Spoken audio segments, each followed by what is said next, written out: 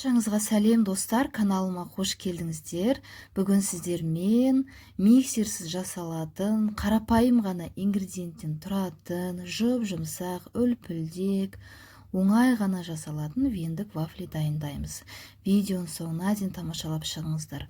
Бізге ең алдымен 2 жұмыртқа қажет. Жұмыртқамызды жарып, оған 4 ас қасық қант қосамыз. Егер қантты жемеймін дейтін болсаңыздар, сіздер қанттың орнына жарты шай қасық тұз қоссаңыздар да болады. Міне осылай қантымыз ерігенше венчикпен араластырып шығамыз. Айта кететін жайт, менің ингредиенттерім бөлме температурасында. Ал енді айран қостық. Менде магазиннің айраны 2,5% айран болмаса, немесе сүт қоссаңыздар болады. Ал енді менде мұнда жүгері ұны. Жүгері ұны 40 грамм және кәдімгі бидайдың ұны жоғары сұрыпты 40 грамм. Екеуін араластырып осылай қосамыз.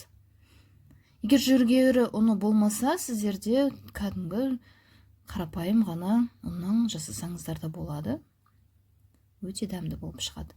Және қопсытқыш қостым 1 шай қасық. Ал енді 3 ас қасық иіссіз сұйық май қосамыз. Міне біздің вафлиміздің қамыры дайын болды. Ал енді қызып тұрған мультипешке қамырымызды 2 бөліп құямыз.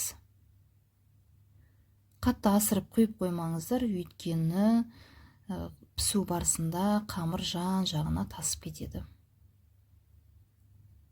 5-7 минутта дайын болады. Таңғы асқа отбасыңызға, балаларыңызға жасап берсеңіз болады.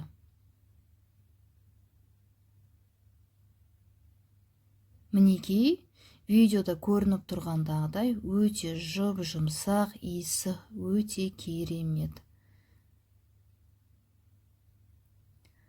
Достар, менің каналыма тіркелмеген болсаңыздар, тіркеліп, лайк басып, пікірлеріңізді қалдыра кетіңіздер. Алда талай жақсы рецептермен бөлісіп отырамын. Міне біздің вафли дайын. Сіздерге видео ұнады деген ойдамын. Сіздермен болған Сана Сұлтан каналы. Көріскенше достар.